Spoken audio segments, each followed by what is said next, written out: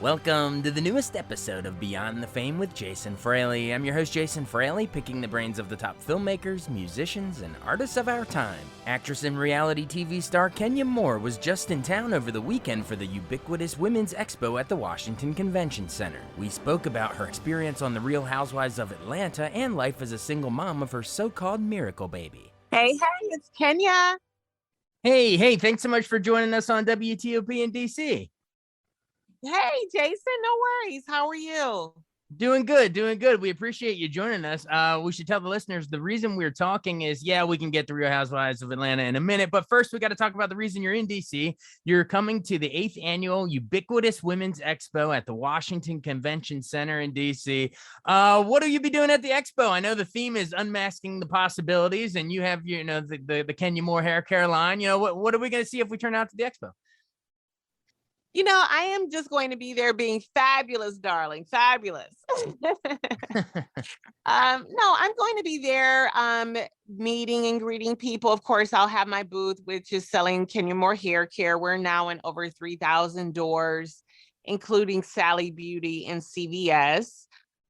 But there are going to be so many opportunities for people to do meet and greets, for people to learn, to have an opportunity to listen to panels, concerts, purchase other things that are there. But most importantly, there are a lot of events that are happening as well. And a lot of things that will help you to learn more about business, learn more about yourself, learn more about how you can help other people. It's just kind of like this amazing bazaar of sisterhood and empowerment. Awesome. And you mentioned, the 3,000 stores, including Sally Beauty and CVS. The CVS is a little more recent, right? Don't you have like a couple exclusive products just exclusive to CVS? I actually do. CVS has my brand new leave-in conditioner, which is so amazing. I'm so proud of this one because I put everything, including the kitchen sink, in it to keep your hair, to keep your hair healthy and growing and to stop the damage. And then they also have my More Edges, which I cannot keep on the shelves. And right now it's one of our best sellers to help stimulate your hair, your hairline, what a lot of people know as edges. So that product is doing exceedingly well. It's one of our leaders in sales. And it's just an amazing line, to love the hair that you were born with. The line is formulated to get your hair healthy and strong and growing again. And it's my namesake and also my legacy for my daughter. So I'm really proud of it. It works. We have amazing reviews, and we're just very proud that people are giving our small company a chance.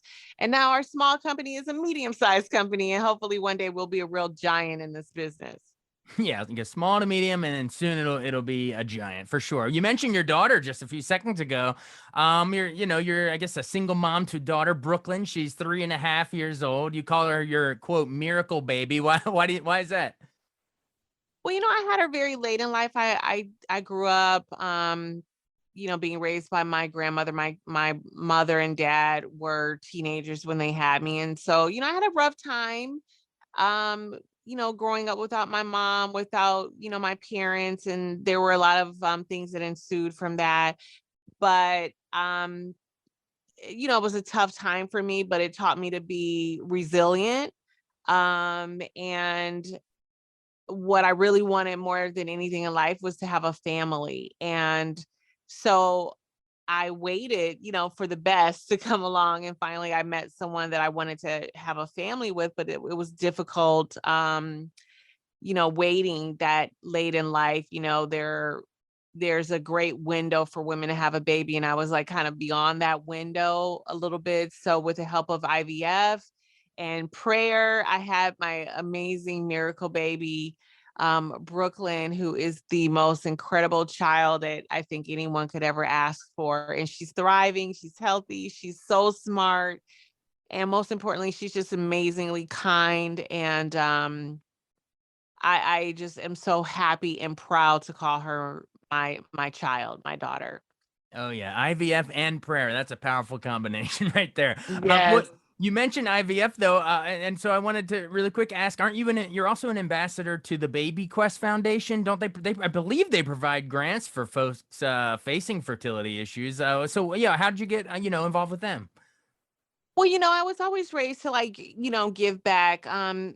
I am fortunate enough to have an amazing job on, the Real Housewives of Atlanta, being able to have this business that really supports myself and my daughter and being in a financial position to be able to afford IVF. Unfortunately, there are a lot of families out there that can't. And I just did not think that it's fair that money should be that should money is a prohibitor from having a child or a family. So I wanted to give back. So I created a grant with Baby Quest, and they were gracious enough to allow me to work with their amazing foundation. And through the grant that I personally created with them, a child was born. So my grant helped a family have a child from the Detroit area, which is where I'm from. And I'm continuing my work with them so that we can help other families that want to have a baby. I mean, sometimes, someone may need something that doesn't cost as much, like maybe there's someone who needs IUI, or maybe there's there are a lot of ways that people um call family, and what that looks like for them. It could be a single person, a single man, a single woman. It could be a family that wants an additional child, but the mother may have gone through cancer and is even unable to have kids. um so there's just so many different ways that Baby Quest helps different kinds of families. And I love that they're so inclusive to, like I said, a single mom, a single dad, gay families, Asian, Black, white, you name it. They do not discriminate. And that's really what I was very attracted to, because they did not think that, that having a child should only look like one way. A married couple that's just having, needing to have a family. So I love that they support all families. Oh, that's so great. You're helping out those other families of all types. Now, of course, we were talking about your daughter. Brooklyn's only 3.5. Does she have any awareness that her mom is like a, reality TV star on Real Housewives of Atlanta? Like, is she aware of you on the show, or is she even in? She's probably in parts of the show though. She has now become aware that she's in the TV, like, how she says it. But the funniest thing about Brooklyn is that she goes around chanting sometimes the slogan that I have, that I created while I was on the show. And she goes around sometimes and she goes, "Kenya Moore hair care." And I'm like, where is she getting that from? It is the funniest thing to hear your child at 3 say your name, not mommy, but to actually say your whole name. Right. It's just so fascinating and so bizarre at the same A time. walking, talking billboard for the product. um, Right. that's cool. Well, I know you were on the show for how long? Like, you've been on for over It's my like a 10th. decade, right? Yeah, it's my 10th season. So many memories, so many good, bad, and ugly, as I call it, when I look back on it. But it's just been such a blessing in my life, and affording me the opportunity to, obviously, the financial part, which is to take care of my child, but also just to create things that I'm just very passionate about, which again, it comes down to hair care. And most recently, people got to see me doing some building, and some advice about interior design and things like that. So, I love that I can follow my dreams, and the show helps me to do that and help people um, who watch us that are maybe identifying in a certain situation that I'm going through or someone else on the show is going through. And if they see that we've pulled out of a depression, or we pulled out of, a scenario where we're having issues with our own children, or we're trying to find love. I mean, there's so many ways that women and men identify with watching our show. And it actually helps them sometimes to navigate their own issues in life. So not a bad job, at the end of the day, not a bad job when you can look back and say, by sharing your story, you actually helped other people. Oh yeah, for sure. And what would you say, like, we all have ideas of, what reality shows are, but what would you say, like, are some misconceptions that viewers might have, from you're on the flip side of actually getting to do it. So like, well, let me ask it this way. When you first started 10 years ago, what was your perception of what reality TV shows like that were versus now having done it 10 years, you've sort of seen behind the curtain how it works? Yeah, I mean, I'm in production. I came from being, well, former Miss USA, but also an actress for, 30, 20, 30 years now.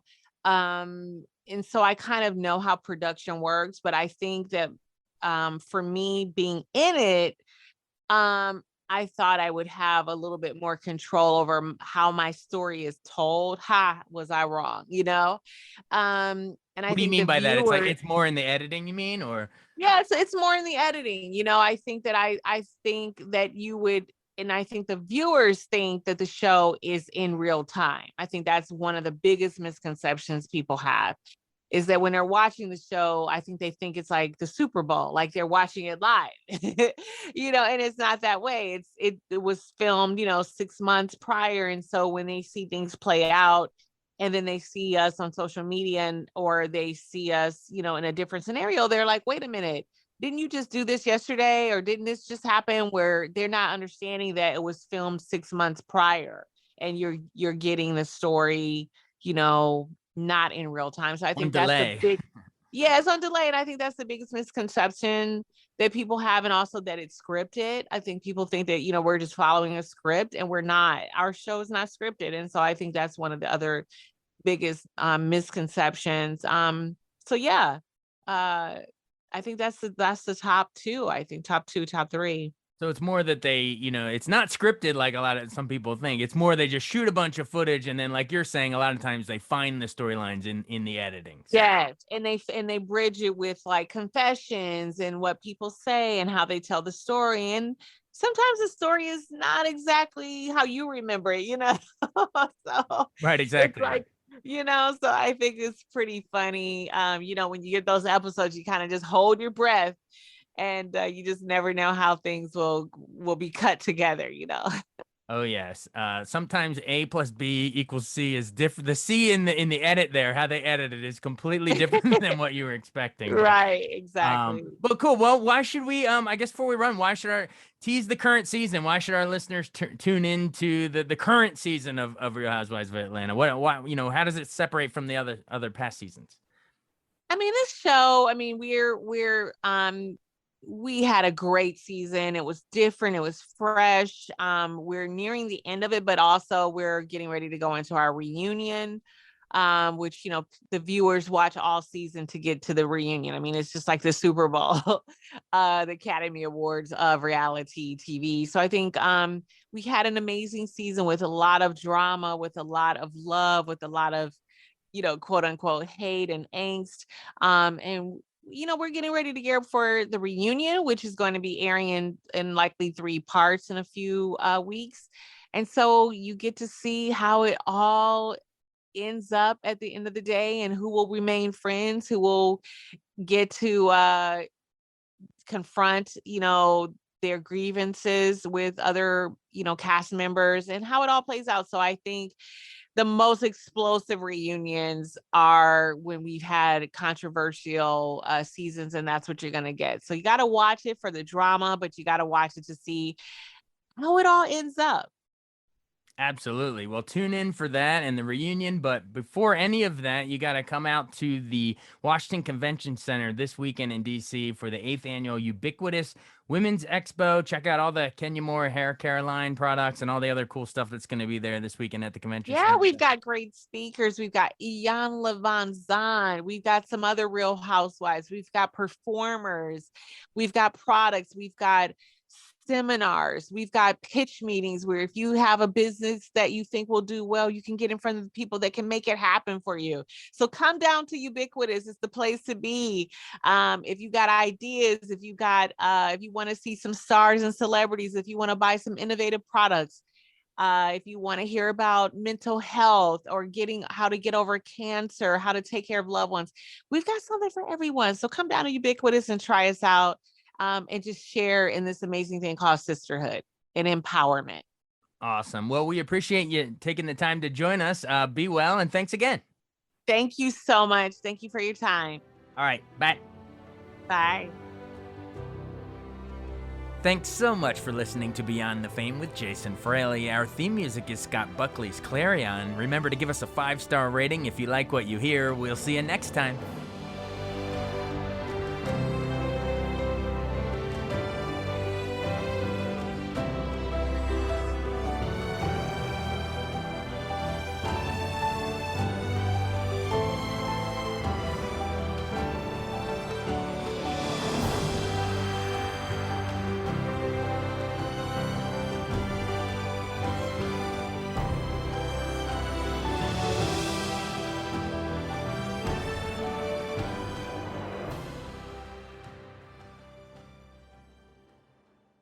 I wanted to take a second to tell you about an app I really enjoy. Living in the DC area is great, and Podcast DC gathers all of the local shows that I like all in one local app. Health, sports, local news, politics, and so much more. Podcast DC is the new local app with hundreds of DC area podcasts to choose from. I can earn exciting rewards just for listening and share the podcasts I love instantly. Available in the App Store or in Google Play, listen local with Podcast DC.